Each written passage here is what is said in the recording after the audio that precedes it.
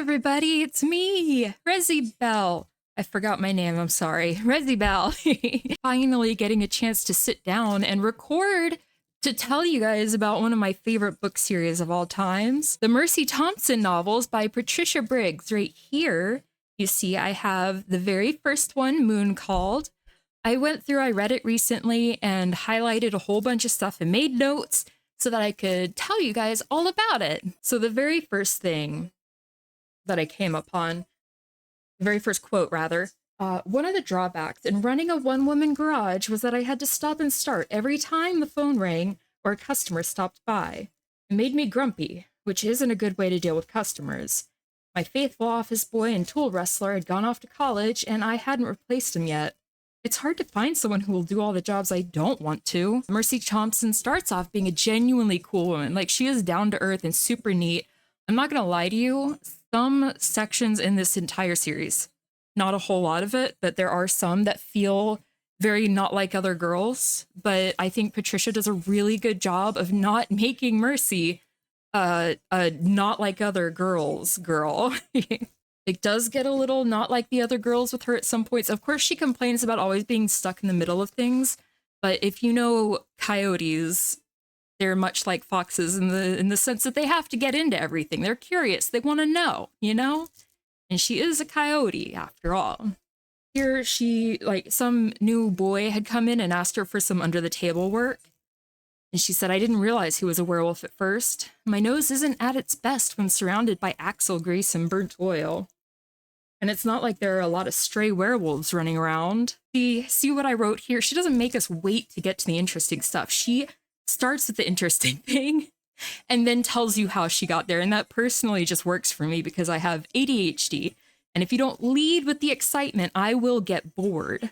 And that's what I said here. I struggle through slow starts. Even when I know the book gets really good towards a certain point, I struggle so hard to get through anything that isn't interesting. So she really leads us in with a little bit of intrigue here. So this book did come out in 2008, 2007. She's not as troublesome as she could have been for that time frame. But this is one thing. Mercy calls herself a skinwalker. I don't know personally how troublesome the term is. I know it is appropriated a lot by white people. So probably while editing the videos together, I'll look into it and then we'll know for sure. I'm sorry to have a not sure moment. The way she defines it in the book is which of the Southwest Indian tribes. She does say Indian, but she also says Native American a whole lot. Who uses a skin to turn into coyote or some other animal. White settlers incorrectly use the term for all native shape changers and the name stuck. We're hardly in a position to object, even if we came out in public like the lesser of the Fae did. There aren't enough of us to be worth a fuss. At this point in the series, Mercy has never met another of her kind. Adam Hauptman, who shared my back fence line, was the alpha of the local werewolf pack. This is a genuine question. My wife is calling this omegaverse, but I don't think it's omegaverse if it's not overtly sexual. There are, of course, some spicy moments because it's an adult book. All the alphas surrounded the omega to man impregnate him. Somebody define omegaverse for me so that I know. I don't think my beloved Mercythompson world books are omegaverse, though. I'm very happy to know that people like that exist. I just don't belong there. So here she's talking about her family, her mom and her stepdad and her step siblings. And she doesn't belong there, she says. She doesn't really interact with her family a whole lot in any of the books. I forgot she had step siblings. So yes, I had completely forgotten while reading through the series that she even had a family that wasn't the werewolves. That could be me hyperfixating on werewolves, or it could just be that she forgets to talk about her family. Werewolves can take as much as 15 minutes to shapeshift, and shifting is painful for them, which is something to keep in mind. Werewolves aren't the most friendly animals anyway, but if they've just shifted, it's a good policy to leave them alone for a while. Walkers shifting, at least my shifting, because I don't know any other walkers, is quick and painless. One moment I'm a person and the next a coyote. Pure magic. I just step from one form to the next. So I like this. This actually brings up a good a point for me involving her calling herself a skinwalker. If she doesn't know what to call herself, how would she know? She doesn't know any others. I don't remember if they have a name other than walkers. We'll find out. But the way, oh my God, this quote is so beautiful. Then I shed the ephemera, I don't know how to pronounce that word, of my human existence and ran into the desert. Then I shed the ephemera of my human existence and ran into the desert. Just beautiful. There are other things, though, that hide in the dark. And I love this. So I really like all of the mythical creatures. There's fae in this book. There's vampires. There's werewolves. And I really like the way that she puts it all in here. To me, it feels realistic as an urban,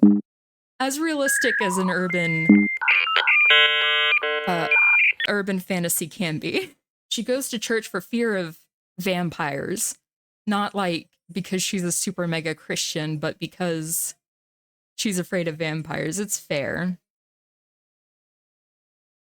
Apparently they had a racist pastor come in to lead the sermon on some Sunday, and he was just talking about how, like, basically kill all fae, right? And kill all the magical creatures. And Mercy talks about how her normal pastor is not like kill all fae or kill those who are different from us. How the fae came out, the lesser fae. A lot of the more strong fae have not come out because they don't want humans to know just how powerful they can get. The leaders are the Grey Lords, the powerful mages, the powerful mages who rule the fae began to be concerned about advances in science, particularly forensic science. So they made the lesser fae come out to people. And here, a well-known televangelist seized upon fear of the fae to increase his grip over his flock and their bank accounts. Conservative legislators began making noise about a registration policy. Like, we already know. They already want to do that with, like, regular-ass humans. If humans could also turn into fae, I thought the Grey Lords and the government might have paid more attention to the innumerable problems of the Native American reservations, but Z was convinced the reservations were only a first step. So the Grey Lords and American government came up with having fae reservations where, you know, like reservations that the fae, I guess, have to live on, or I don't remember. There were like stipulations for who lived there and who lived not on the reservations. Like, I know Z doesn't live on the reservation, but Z is public. He's come out as a fae. Stefan's bus was painted to match the mystery machine, which said a lot about the vampire it belonged to. Stefan is probably the coolest vampire in the world, and I'm really glad, because at some points he does need some shit slapped out of him. This quote here, she's talking to the new boy, he's called Mac, and he's scared because something weird happened to him and he doesn't know how to like tell someone. I think this must be after where the fuck are we?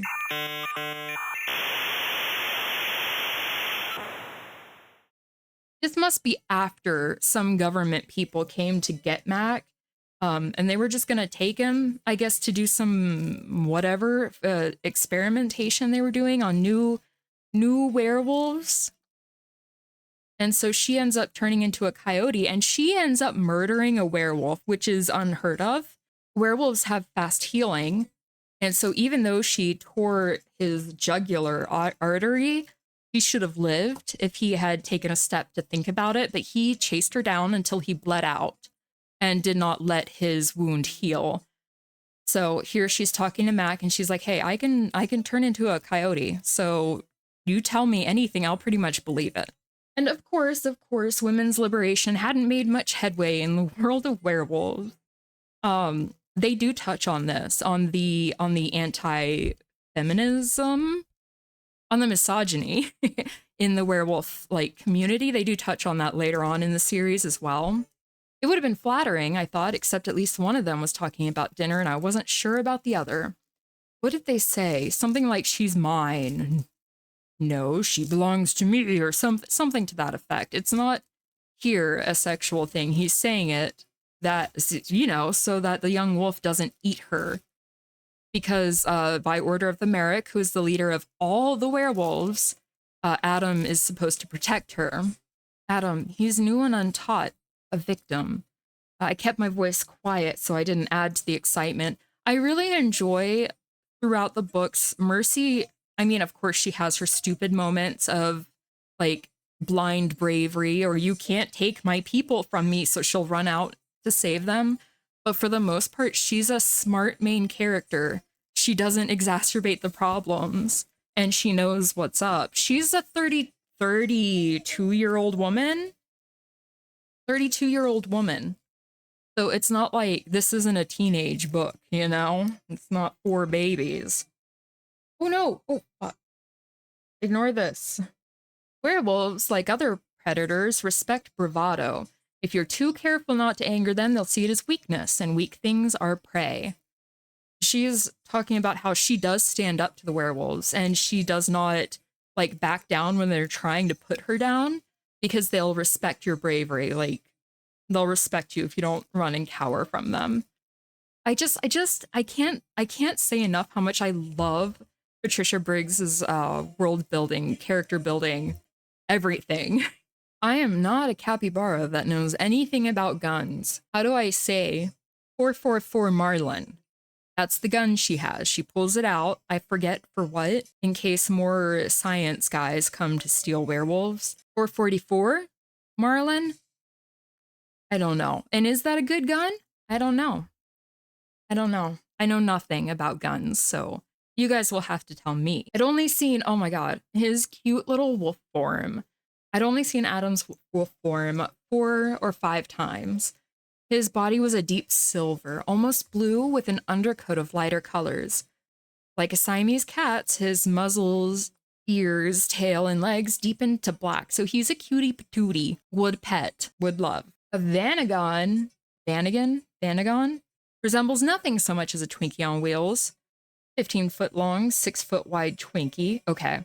So here she's taking Stefan's, oh my god, bus thing, van, Scooby-Doo machine, mystery machine. And she is transporting. Yeah, I think this is like an attack went down at Adam's house and Adam was very, very, very badly injured. So she manages to shove him up onto this thing, this van, and she has to drive out into the mountains of Montana, I think, but I can't remember, to get him to the Merrick's pack because there's nothing she can do for him and she wants to keep him away from anyone who might hurt him. It's a very, very dangerous thing. People Adel Smiter, Z for short. His name's hard. Most fair, very sensitive to iron, but Z is not because he is a metalsalber, which is a few fae who could handle all metals. He preferred the modern American term gremlin, which he felt better fit his talents. I don't know how. But he owned the mechanic shop before Mercy owned it. When he came out publicly to be known as a fae, he went ahead and sold it to Mercy first so that the mechanic shop will be able to run and she'll be able to still have an income and it won't be affected by racism. Since she has to go out into the mountains, she doesn't know when she's going to be back. She calls and asks Z to... Probably not. I don't think she wanted him to run the garage, but he said, you think they might come after me if I opened it for you? He asked. Z often ran the garage if I had to be out of town. You may be right, yeah, good. I'll open the garage today and tomorrow. So he's straight up is like, so they might come after me? All right, good, yeah, okay. He opens it up. He does not give a fuck. He is an extremely strong fae, though. Like, woo. So she's out Right. So when she gets to the Merrick's land, she stops at a hotel that has like a safe room for werewolves that are injured, but none of the wolves are there because it is a new wolf night and they are out on their first hunt. The new wolves are out on their first hunt with the Merrick and all the top werewolves. So she has to go out and find them. So of course she turns into a coyote and she goes out and she's being hunted by someone. We find out here it's Leia, who is the Merrick's mate, I believe. The wolf behind me howled her hunting song because Mercy took off running. And so Mercy runs to Samuel, who was her protector when she lived there. And also they were in a very, very beyond questionable relationship. But she ran straight for him and got Leia in trouble because Leia was trying to hunt her down and hurt her. People don't need to be fucking hurting the coyotes. Damn it. Samuel is big even for a werewolf. His fur was winter white, and his eyes appeared almost the same shade, an icy white blue, colder than the snow I ran through, all the more startling for the black ring that edged his iris. Pretty boy. Pretty wolf boy. Everyone else shows up because they're like, what the fuck are you doing here, girl? The first wolf was the color of cinnamon with 4 black feet. It was a shade bigger even than Samuel. The second werewolf was considerably smaller. From a distance, he could have passed as one of the wolves that only this decade had begun to return to Montana. It was in Montana, okay. His coat was all the shades between white and black, combining to make him appear medium gray. His eyes were a pale gold, and the end of his tail was white. Charles, the cinnamon wolf, stopped at the edge of the trees and began to change. He was an oddity among werewolves, a natural-born werewolf rather than made, the only one of his kind that I have ever heard of. Charles's mother had been a Salish woman, the daughter of a medicine man. So she goes on to explain, like, she was a werewolf and she used magic to keep herself from changing every full moon so that she could carry Charles to term. Most werewolves end up miscarrying during the change if they get pregnant. She did end up dying from the effort it took to give birth to Charles. Lovely, sad origin story. Oh, here it says it. I get it, but I don't like it. I said I was mad that female werewolves can't have babies. It bothered me. He's talking about Charles, I think. I don't know how old he is. All I know is that he was old when he came to this continent. Oh no, she's talking about the Merrick, who worked as a fur trapper in the late 18th century. He traveled to this area of Montana with the Welsh cartographer David Thompson and settled to live with his Salish mate. And you find out that the Merrick is old. Samuel is old. Samuel is his first son. So, like, they're extremely old. I can't wait to get to these stories with you guys because it gets so cool and interesting. His body was lovely, but I don't know if anyone else would have called him handsome. He certainly didn't have Adam's strikingly beautiful features. Sam's eyes were deeply set, his nose was too long, his mouth was too wide. His coloring in human form was much less striking than his wolf. Light blue-gray eyes and brown hair, streaked from just a bit of the sun. Streaked just a bit from the sun. God. She's talking about Sam. She still has a huge crush on him, even though she hasn't seen him in 16 years. I'm not of his pack, I snapped.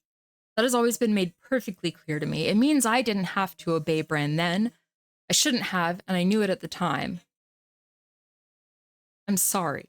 Not for leaving. That was the right decision. But I should have told you what I was doing. So, okay. Sam was in a relationship with Mercy as she was 16. Ick. Groomed. Not good. I feel like when she's 32, it's better. Because, of course, like, if a werewolf is, like, 1,562 years old, the chances of finding someone close to your age is next to impossible. But still, he didn't have to go after her when she was 16. So Bran basically told her, Sam had mates before, and none of them could actually carry their children to term. I think out of all the children he had, a couple were born and still died young, very young. So when he was dating Mercy, because Mercy can change at will and doesn't have to change, he thought maybe their babies could be more viable because wolves and coyotes can mate in the wild and have viable offspring too. Yeah. Bran is the Merrick, by the way. I'm sorry. Bran is the Merrick, and good on Bran for stopping it. He was thinking this is not okay. Get the So he got Mercy. This is when Mercy went to live with her mom and her step family that she did not feel very comfortable living with.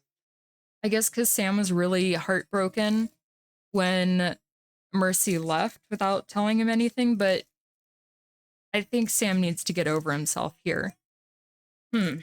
Body language. He held out my keys and, careful not to touch his hand, I took them from him.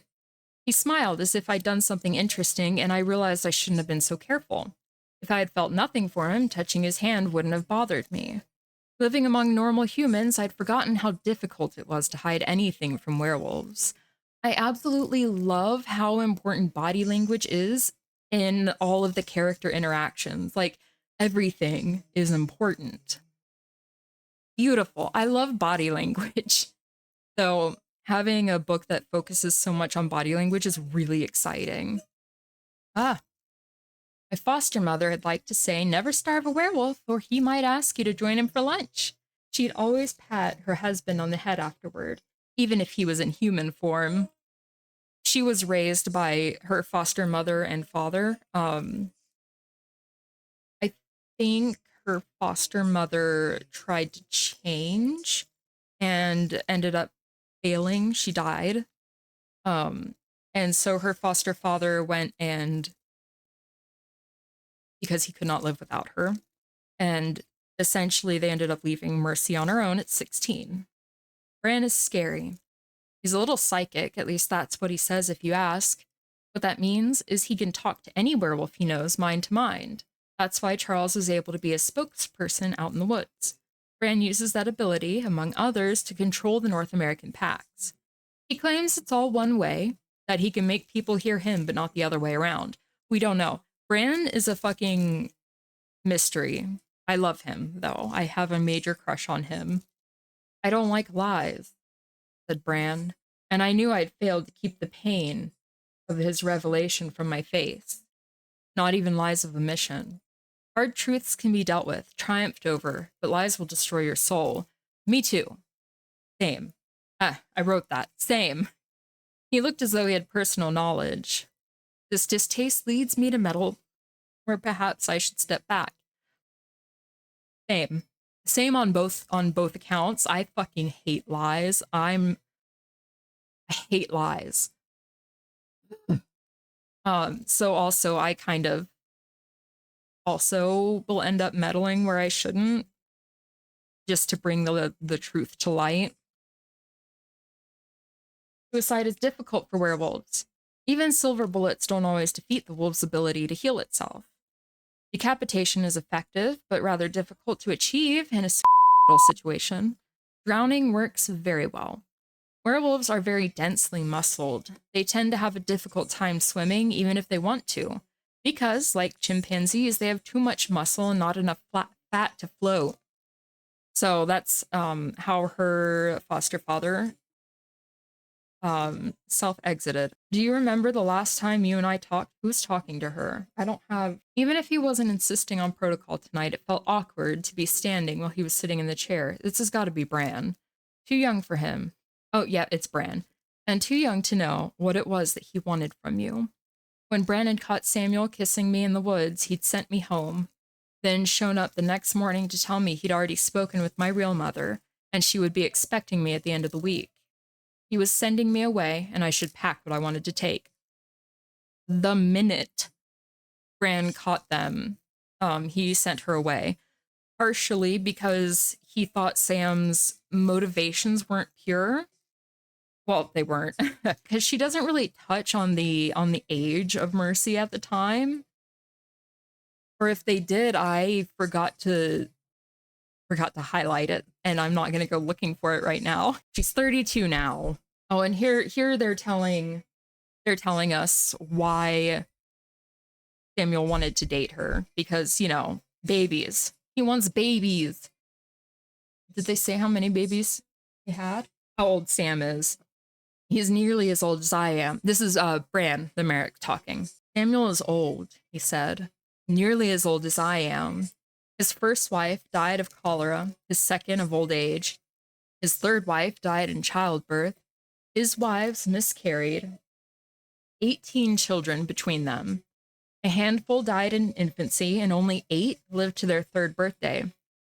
1 died of old age, 4 of the plague, 3 of failing the change.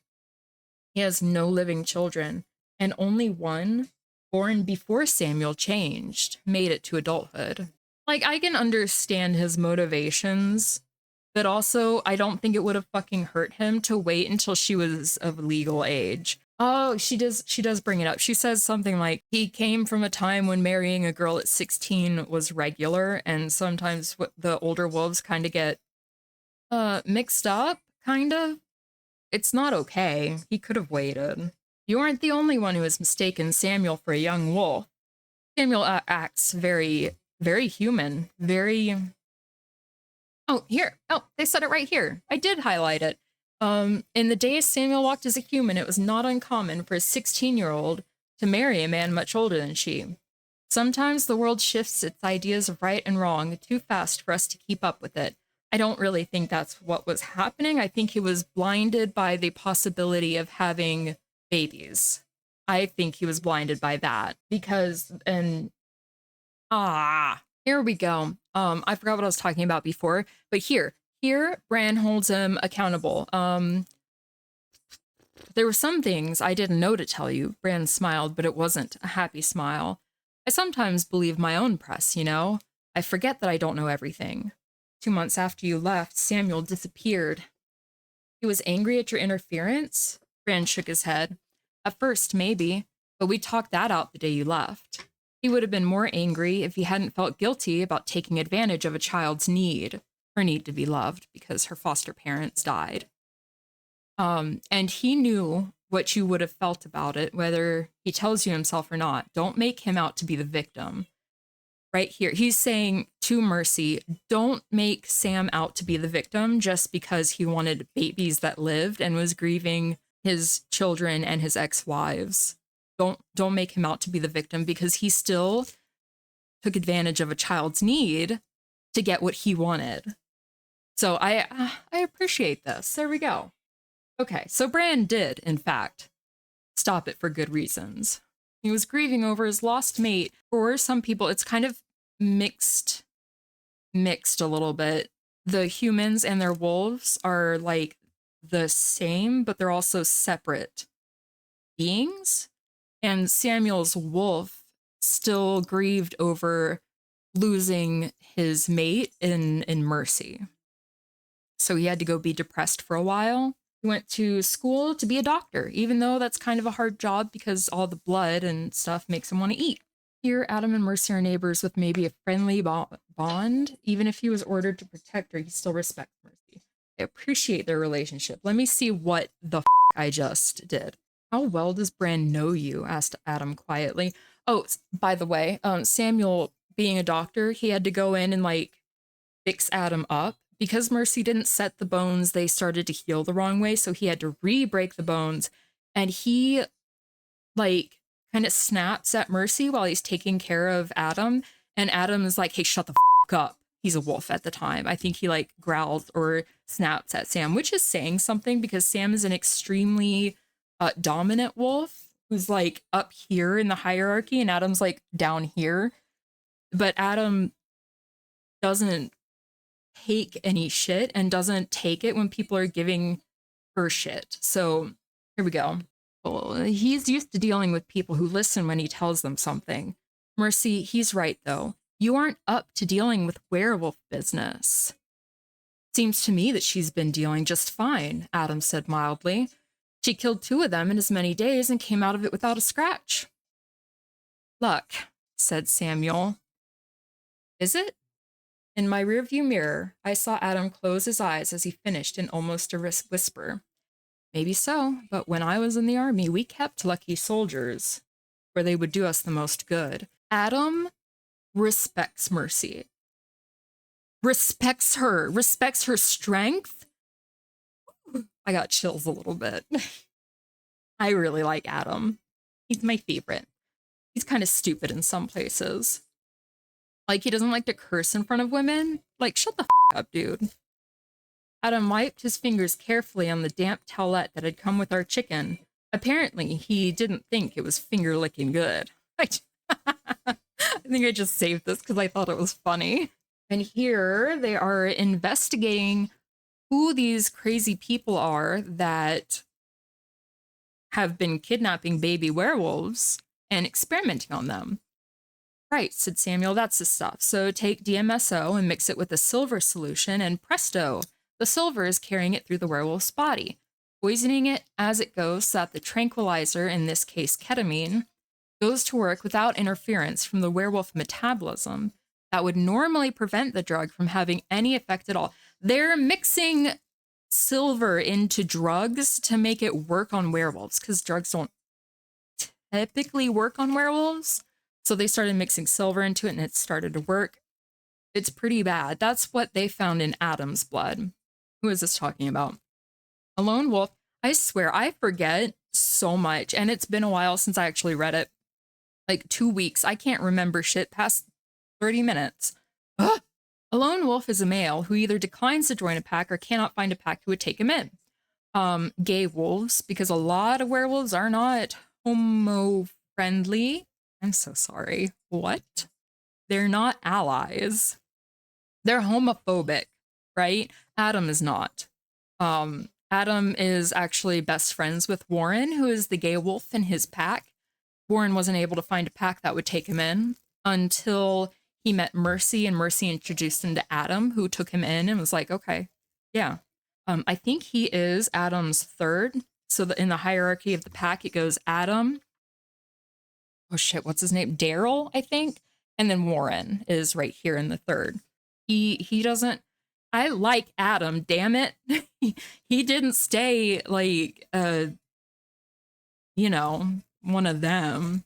It's a good thing I'm not a werewolf, or maybe it is a pity. Someone needs to wake them up. Oh, okay.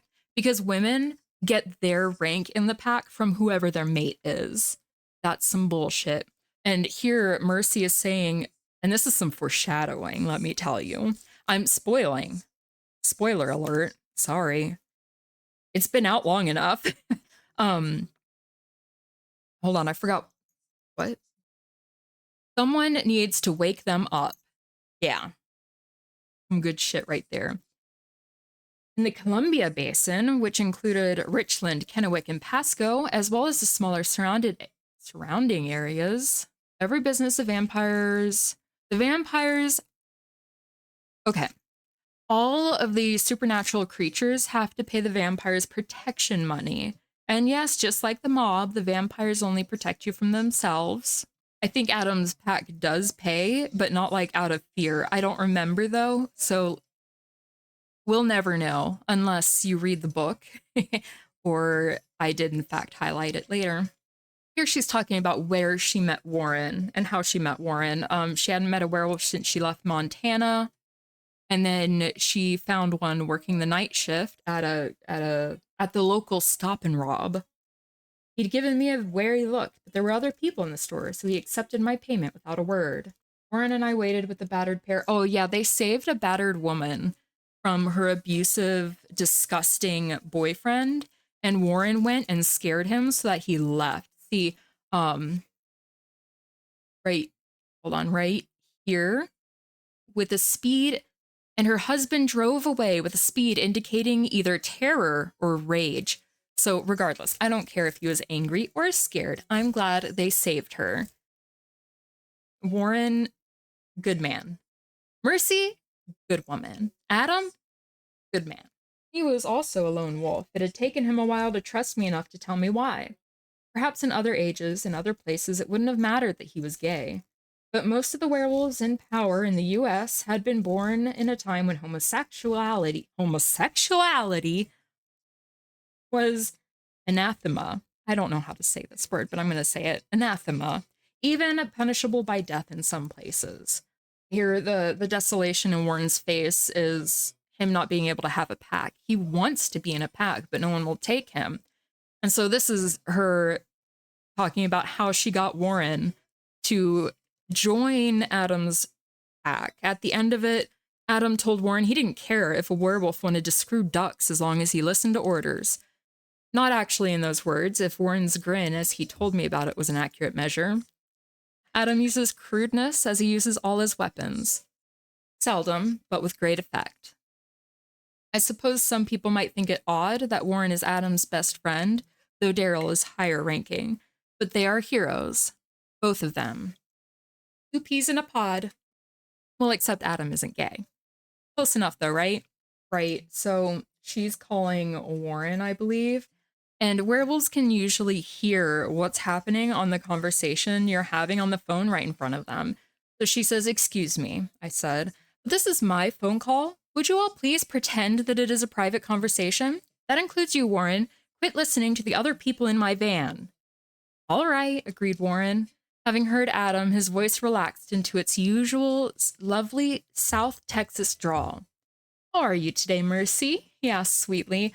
But as he continued, his voice became gradually sharper. "And have you heard the startling news that our Alpha's house was broken into and he and his daughter disappeared?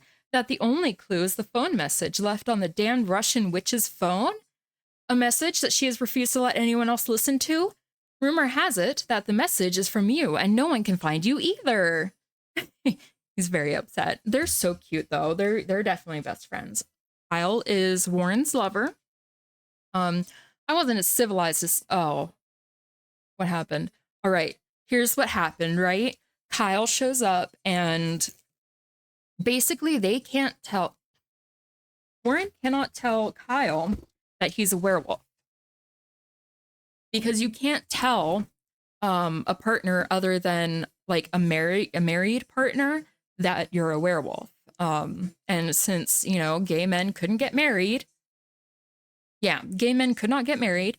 Warren couldn't tell Kyle, but Kyle was having a really hard time coping with the fact that Warren had to run off to do pack business, or I think it was like club business or whatever. I don't know how he justified it. So Kyle walks in, I think sits next to Samuel, and Samuel like moves away from him a little. And Kyle took it as him being homophobic. He wasn't. Fuck, what was it? It was like just discomfort. It wasn't because he was gay. I know that. I just don't remember why it was. So Kyle leaves and he tells Warren, like, "You need to stop the lies or I can't do this relationship anymore." I wasn't as civilized as Kyle. I slammed the door behind me and started off down the sidewalk. I was so mad I almost walked right past Kyle, who was just sitting in his Jag, staring straight ahead. Before I could think better of it, I opened the passenger door and slid in. "Take us to Howard Amen Park," I said. "I'm not a vampire who can't bear to hear his name, but I don't like it used in vain." Girl, come on. I'm sorry, I didn't know that was there. When he continued, though, I thought perhaps it hadn't been in vain at all. I love him. It sounded as though the words were ripped from his throat, but he won't let me in. People call in the middle of the night, and he leaves without telling me where he's going. "He's not Faye," I said. I started to tell him just what Warren was, but the words caught in my mouth. "Warren should be the one telling me this," said Kyle. "Right," I agreed. "But he can't." "You mean he won't?" "No, can't." I shook my head. "I don't have many friends," I said. "Not come over and eat popcorn and watch a stupid movie, friends. You and Warren are sort of it. I don't have many girlfriends. My work isn't conducive to meeting other women." "Pretty sad," Kyle commented. Then he said, "You and Warren are the only people I eat popcorn with, too." Pathetic. The banter helped. I drew in a breath and just said it. "Warren's a werewolf." "A what?" So she ends up telling them. So it was so wonderful. I'm sure I highlighted it, but because she told him, Adam knew that the fight was happening. And I think, well, I don't think Adam exacerbated it, but Adam's plan was basically to goad Mercy into telling Kyle. Oh, I think it was Adam's order was you can't tell. And so they couldn't tell. And then his plan was to piss off Mercy so much eventually that she would just tell Kyle, because Mercy isn't a part of the pack. She doesn't have to listen to those things. So fuck you, pack magic. Ah. I stared at him a moment. You knew I was going to tell Kyle. He smiled.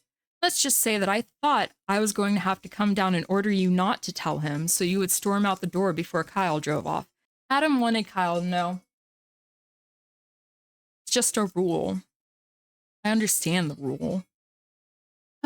So Adam has basically claimed Mercy as his mate before the pack so that the pack would not fuck with her, because wolves like to fuck with coyotes that are in their territory.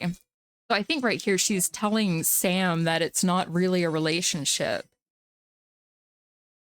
That's it. She's just telling Sam, I guess. I think they're flirting or something. I've never seen Z. I don't know how we got back to Z because I am horrible at highlighting. This could be trouble for me, she said. So they meet up with Z because at this point they're trying to look into what new groups are in town that have paid for the vampires to leave them alone. So they're in a bar, a fae bar, with Z, who has another fae who is going to tell them what she knows. This could be trouble for me, she said. But I've talked to Z, and what I have to tell you has nothing to do with the fae, so I'm at liberty to share it. I would not usually help the wolves, but I do not like those who take their battles to the innocents. Oh, you know what? These words were actually meant for the previous quote. I know what you're thinking. Belle's a liar. It is omegaverse. See? Mate, alpha, claimed. It's not. Stefan had lied to them. So Stefan shows up, and he's going to go take them to the vampire queen, Marcelia, to meet about who's paid, right? And Stefan lied about his motivations to help them. And so she says, you just lied to us because werewolves can detect lies. It's in like really basic body language, and then scent, because you can smell shame on some people. Yeah, so they're not sure if they can trust Stefan. I think mostly Samuel is really worried about it. They end up going into the Vampire Seath, which is like this beautiful little home. It's not like super extravagant or anything, but it is really nice. And the first vampire they come upon is like the crazy one. The fucking crazy one who will suck blood. So she like jumps up and like cuts Sam's throat before he can even think about reacting. And Stefan has to get her the fuck off of him, like, hey, he's a guest. Put your crazy away, bitch. And Mercy finds out that the undead do not have their cells repairing themselves and removing the damage of age, disease, and experience. So if you look like an old lady when you are turned into a vampire, you stay an old lady as a vampire. Very sad. I would prefer to be a werewolf, even though I hear it really hurts to get turned into one. So, the crazy vampire also is like a genius at playing the piano, like beyond a genius. I forget. What is the word for like beyond a genius at a craft? Super talented. She's really good at it. What does she mean as a rule? What the f am I doing? So, the person who is supposed to escort them to the vampire leader finally shows up, and they take her down, and I think here they Just as I could smell the faint scent, I was learning to identify with vampire. The dress itself, a woman reclined on two overstuffed, tapestry-covered pillows, braced against one of the couch's arms. She wore silk. I could smell the residue of the silkworms, just as I could smell the faint scent I was learning to identify with vampire. The dress itself was simple and expensive, revealing her figure in swirling colors ranging from purple to red. Her narrow feet were bare except for red and purple toenail polish. She had them braced so her knees came up and provided backing to support the paperback she was reading. She finished the page, dog-eared one corner, and set it carelessly on the floor. She swung her legs off the couch and shifted so that her face was toward us before she raised her gaze to look at us. It was so gracefully done that I barely had time to drop my own eyes. You're not supposed to look vampires directly in the eyes. They can enthrall you if you do that. Somehow, I had expected her voice to harshen with the heat of flames in her eyes, but instead her voice softened and deepened seductively until my own body was reacting. And I don't care for other women that way, as a rule. Ah, yes. What does she mean as a rule? What do you think? What do you think she mean? If it's a rule? If it's a rule, are you telling me there's a chance? We can break rules. Rules were made to be broken, Mercy. Andre is another one of the vampire people. Yes. We also find out when they find out what Mercy is, they get pissed the fuck off. Mercy's type was hunted to almost extinction by the vampires because they could hunt out vampires and kill them. And that's what they did. So they killed all the walkers they could find until they didn't have to be worried about them anymore. So Stefan says to Andre, like, she's no danger to us. She barely understands what she is, and there's no one to teach her. She doesn't hunt vampires nor attack those who leave her in peace. Stefan is correct. You leave Mercy alone. She's not going to do anything. Ugh, these people. And here, I don't know who stuck a pin in a damn map. He'd adjusted the rearview mirror so he could see me. His eyes met mine. Okay. Oh, okay. I remember now. Marcelia, the vampire, like, queen of the Seath, she did something bad. I can't remember what she did when she lived in Italy. And so she was banished to the Americas. And I was told he stuck a pin in a map. You are right. There was nothing here. Nothing but desert, dust, and Indians. Native Americans. And something we've never encountered before, Mercy. Shapeshifters who were not moon-called. Men and women who could take on the coyote's form as they chose. They were immune to most of the magics that allow us to live among humans undetected. I stared at him. I'm not immune to magic. I didn't say you were, he answered, but some of our magics pass you by. Why do you think you stood against Marcelia's rage when the rest of us fell? It was the sheep. It wasn't the sheep. Once upon a time, Mercedes, what you are would have been your death sentence. We killed your kind wherever we found them, and they returned the favor. He smiled at me, and my blood ran chill at the expression in those cool, cool eyes. There are vampires everywhere, Mercedes, and you are the only walker here. So they're trying to figure out, okay. So here, I forget whose children were there. There's a character, Maria, who has a bunch of children, and she is a single mom, and Mercy is like fixing her car and is asking her older son to come and work for her after school just to pay it off, instead of charging her actual money. And she has all of her children, and they're playing with Samuel, who is in wolf form. Samuel likes humans. She says, I remember him coming down to play with the elementary school kids, all human, at recess. Most werewolves avoid children, but not Samuel. They all knew who he was, of course, and when they saw him as a man, they called him Dr. Cornick and treated him as they would have treated any other adult.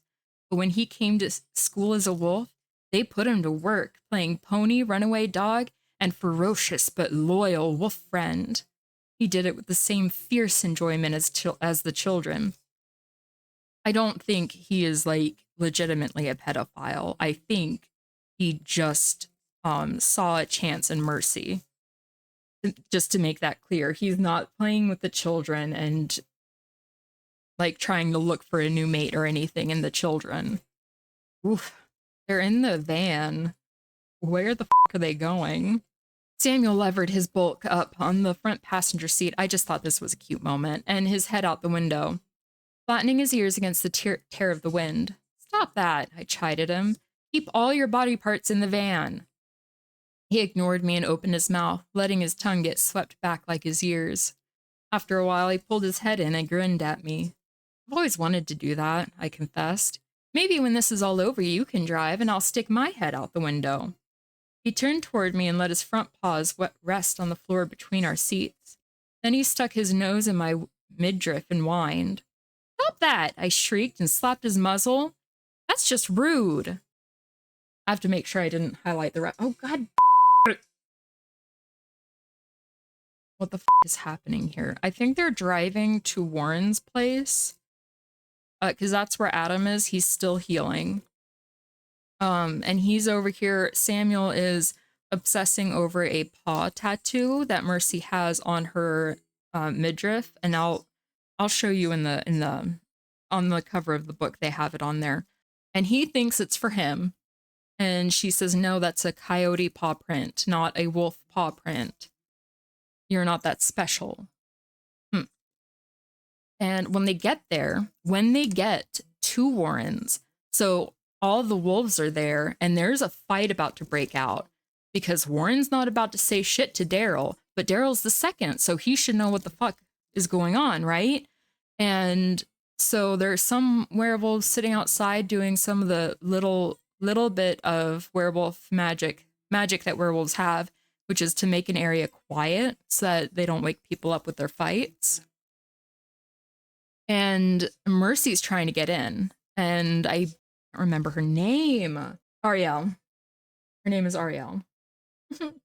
Right, so Ariel wouldn't let her in. I don't remember where I was. Right, so the werewolves, they're fighting in there. So Mercy has to get in and break it up. I think she needs Samuel's help to break it up.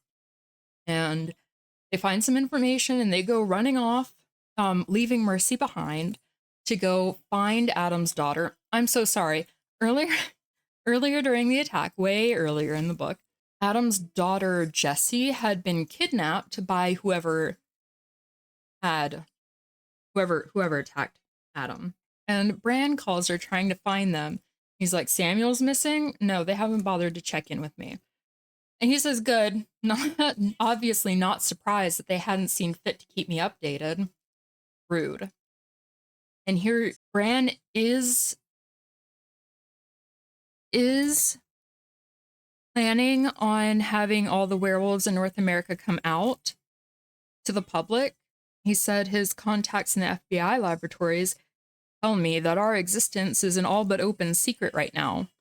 Like the Grey Lords, I've come to the conclusion that since coming out is inevitable, it is imperative to control how it is done. I think Mercy was coming to the conclusion that whoever had kidnapped Jessie and attacked Adam wanted someone to fight like Bran so that he didn't have the wolves come out. I don't know. I don't know. I don't really remember where she was going, so you're gonna have to wait till I hit a quote where I quoted it. The werewolf's skin was so dark the highlights were blue and purple rather than brown. He knelt on the floor where he'd moved as soon as he let me up. He wore loose khaki pants and a light blue shirt. At another gesture, the two men backed up farther, giving me as much room as they could. They were lean and tough-looking, and like enough to be twins. Like the werewolf, they were very dark-skinned. Between skin tone, general build, and that grandpa, I was betting that they were all related. Mercy goes home to wait for everyone to get back to her, to find that one of the people involved with the whole situation has infiltrated her home, and they attack her. but they don't like try to hurt her. They just want to talk, you know? Just want to talk. I forget his name, and I didn't make sure to. So together, they plan an infiltration of the bad guys area to rescue Jesse and Adam, because now they have Adam. What did they do with the rest of his wolves? I think they I don't know. I don't remember how they got Adam or the other wolves. I have no idea how that happened. So we haven't been able to locate him. I heaved a sigh of relief that Daryl ignored, still lost in his irritation at not being told exactly what we were doing. He wasn't happy at having to follow Samuel's orders either. As instructed, I'm not leaving messages on answering machines. That means we are going to be short a lot of people. Right, so they said not to leave. They strongly suspect that someone in Adam's pack is involved in all of this, so they can't leave messages on machines, and they can't like tell everyone. Only a select few are being told what's happening, and they're not being told what's happening at the time of it happening, which is why Daryl is so annoyed. And he's going to have to get over it because someone has betrayed them. I'm looking at John Kavanaugh's name on a realtor's sign outside the tree farm where they're holding Adam, I told him. There was a long pause. I see, he said thoughtfully, and hung up. Not one for long goodbyes, our Daryl, but a smart man. John Kavanaugh wouldn't be called for this rescue or any other. Maybe it should have bothered me more that I had just signed a man's death warrant, but I'd wait and see how Adam and Jesse came out of it before I felt sorry for Kavanaugh. John Kavanaugh is the werewolf. They found out what werewolf was involved. John Kavanaugh's like a no-name werewolf that you don't actually get to know at all. I don't care. Ugh, gross. Okay, so here, like, the bad guys just took Jesse to use the bathroom, and here he's like, sorry, Angel, he crooned as he tied her up efficiently. I'd have given you privacy if it were up to me, but we couldn't chance it, could we? He was a dead man, I thought, memorizing his features and the way he moved so I'd know him again. Even if Jerry happened to have 2 6-foot-plus red-headed giants in his pack. I had heard the satisfaction in his voice, and I'm certain Jesse did as well. He wanted to scare her. Jerry is... So, okay, everything... I really appreciate this about Patricia Briggs' writing. When Mercy went up to visit Montana, she ran into someone that she had known. He was a veterinarian. I forget his name. Dr. Wallace, we're going to call him. Dr. Wallace. And he had been turned into a werewolf. He was having a very hard time controlling his wolf side. So eventually, he is either going to have to be destroyed, or he needs to get his wolf under control. He's struggling. He was able to, he made it through the change, but he's really struggling with being a wolf. His best friend, Jerry, is basically doing all of this. He's going to weaken Adam and have Adam good and weak so that Jerry can kill him, basically. Because if he fights, if Wallace fights, then his wolf and he will become one, and that will fix him. That's who Jerry is. I remember that. So the way, though, that Patricia Briggs introduces this to you is so interesting. Like, Mercy meeting up with Wallace barely registered. It was just like a part of her being in Montana. Like, oh, look, she's running into people she knew. And it makes sense. Like, how we came to this point in the plan makes sense.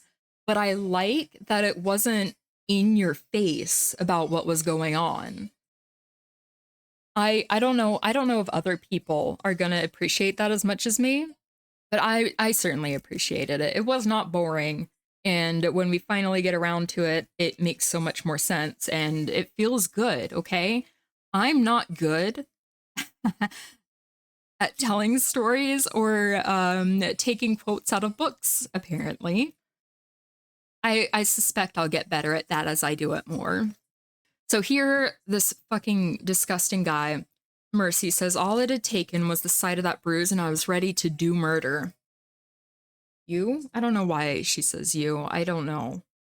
So here they're really confused. They're really confused because what they think is going to happen, they still think Jerry is trying to get someone to challenge for Merrick, which does not make sense to anyone because no one can beat Merrick. He is too good. And he thinks right now that they want Adam to kill the Merrick, and they're going about it the wrong way. At this point, they're thinking they want Adam, they're thinking the bad guys want Adam to attack the Merrick for leadership of all the wolves in North America. And they're just, it doesn't make sense. If I were trying to get someone to challenge for Merrick, I wouldn't make my candidate hate me by kidnapping his daughter. If I were going to use underhanded methods to force a challenge, I wasn't certain my candidate would win. I would make sure to cover my tracks so Bran would never find out. And Bran had a deserved reputation for finding out everything. Jerry had all but painted a billboard that said, "Look at what I'm doing." And if he wasn't stupid, he'd done it on purpose. Why? We find out why. Don't worry. So they're going through, and I think at this point, Adam, Jesse, and Mercy, along with some red wolf and another guy, are like sneaking through the facility trying to escape. When I lifted my head, the red wolf stuck his nose in my face and ran a long tongue over my cheek before Adam cuffed him slightly. I got to my feet with Adam's help, but stood on my own.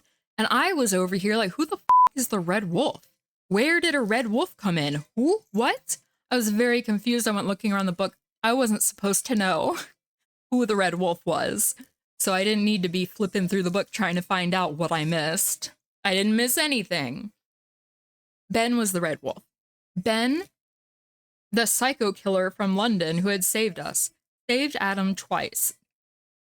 So throughout this, Ben jumped up and took a bullet for Adam, and previously, like took down the guy that was gross to Jesse, and Mercy like emptied her clip into this guy. She went, boom, boom, boom, boom. Are you dead? Let's make sure. Boom. Right? She made sure to murder that guy. He is not coming back. No way. And they let her, of course, because he was disgusting and But Ben, way earlier, right? Ben was disliked by Mercy because Ben was kicked out of London, basically, because he was tied to a string of assault, murder cases that had happened.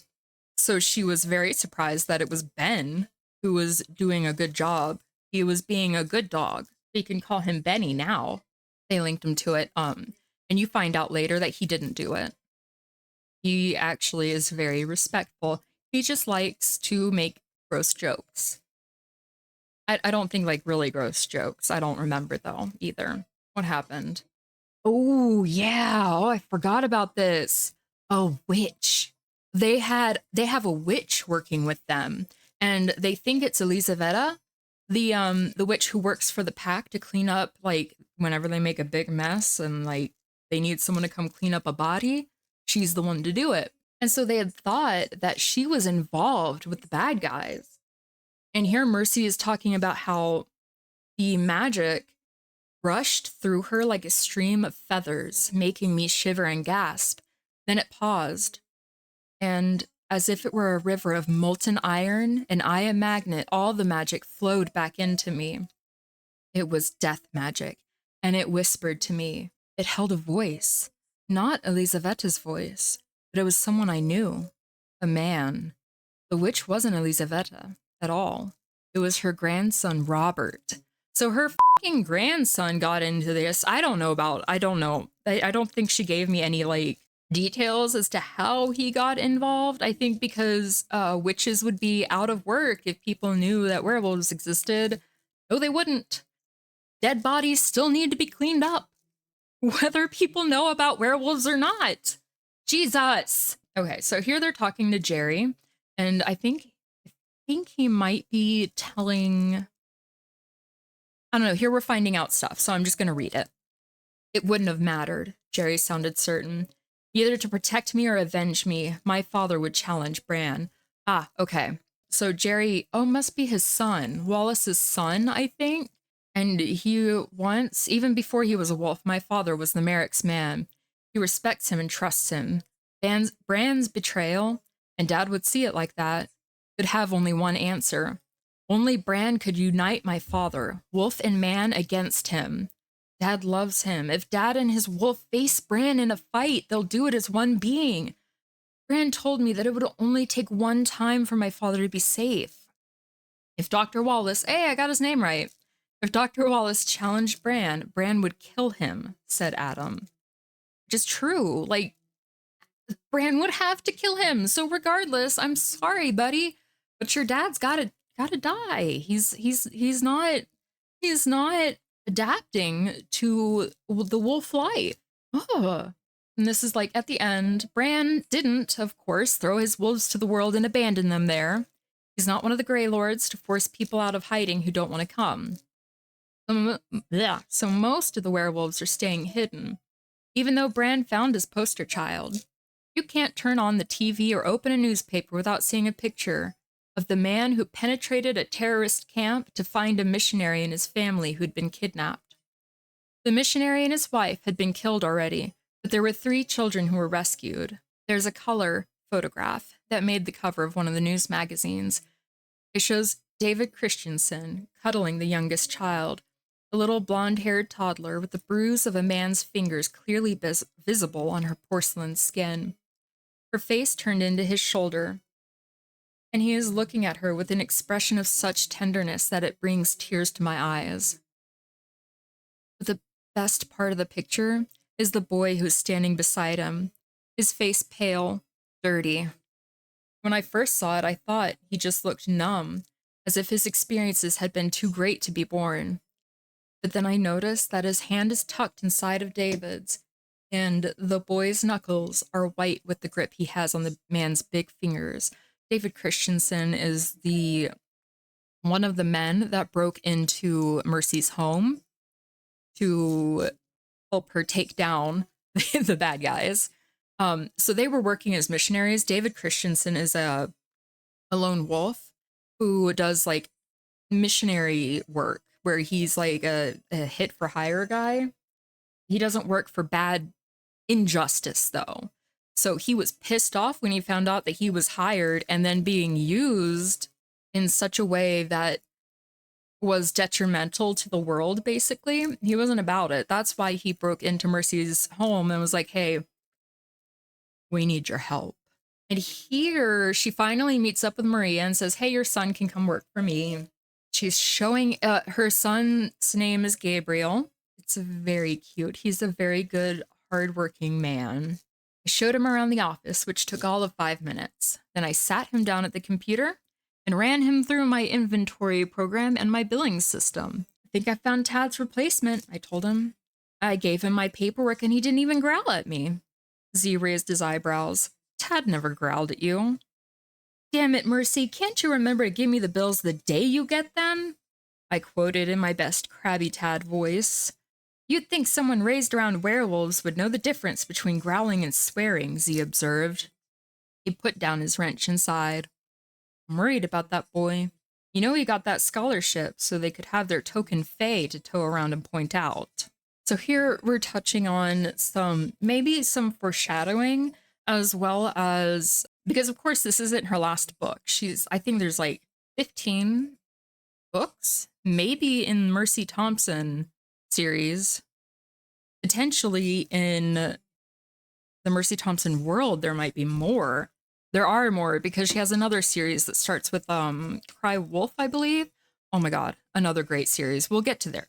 We'll get to that, okay? Where was I? Token fae to tow around and point out. Ugh. It took some scrambling and a fair bit of help, but I managed to be dressed, clean, and beautiful for dinner with Adam and Jesse. Adam insisted on he and Jesse taking Mercy out for a fancy dinner to thank her for rescuing them, because she did. She did everything. She did all the rescuing. which turned out to be dinner with just Adam because Jessie told him she wasn't feeling well. Jessie is a sneaky little girl who decided to send her dad and Mercy on a date by skipping out on the dinner. She's crafty. She's a crafty little teenager. Where am I? Where was I? He left her home watching a movie with Daryl and Ariel because Warren was out on a date with Kyle. Under the mellowing influence of good food and good music, Adam relaxed, and I discovered that underneath that overbearing, hot-tempered alpha disguise he usually wore was a charming, overbearing, hot-tempered man. He seemed to enjoy finding out that I was as stubborn and disrespectful of authority as he always suspected. They're bantering, you know, flirty bantering, because would it even be a book with werewolves if there wasn't romance? So she gets home and Samuel, I think, is waiting there, and his fifis get hurt because she's on a date with Adam and he still wants to be with her. So the story ends with giving us a love triangle to play with. To change the subject, because matters were heating up faster than I was comfortable with, I said, so Bran tells me, oh, right, they're flirting and he's getting a little like flirting. And so she's like, oh, whoa, hold the phone. So Bran tells me that he ordered you to keep an eye out for me. He stopped laughing and raised both of his eyebrows. Yes? Now ask me if I was watching you for Bran. It was a trick question. I could see the amusement in his eyes. I hesitated, but decided I wanted to know anyway. Okay, I'll bite. Were you watching me for Bran? Honey, he drawled, pulling on his southern roots. When a wolf watches a lamb, he's not thinking about the lamb's mommy. That one got me. That one got me a little bit. Oh my God. Samuel had been savage when I came home from the garage and told him I was going out to dinner with Adam. I'd had to remind him forcefully that he had no claim on me. Not anymore. He was staying with me until he could find an apartment of his own, and that didn't give him the right to dictate who I went to dinner with. I do really enjoy that even though it's a love triangle, Mercy maintains her boundaries. Like this is an adult book. It's not for children. So it has like adult interactions and an adult main character who is smart. I love it. I feel like I went and read some reviews that were talking about how awful this book was. I can't agree with them because I think personally that this series is one of the best series in the whole wide world. Now you get to wait for me to read book 2, or I might also have to do a video on this book that I just read called The Foxwife. I love this book. This book gives me chills, and a book or two down the road brings me to sobbing tears with one of the scenes. Yeah. It's a really good one. I can't wait to tell you guys about it. I like sitting here and ranting about my favorite book. I think there will be more content like this. Thank you so much for watching.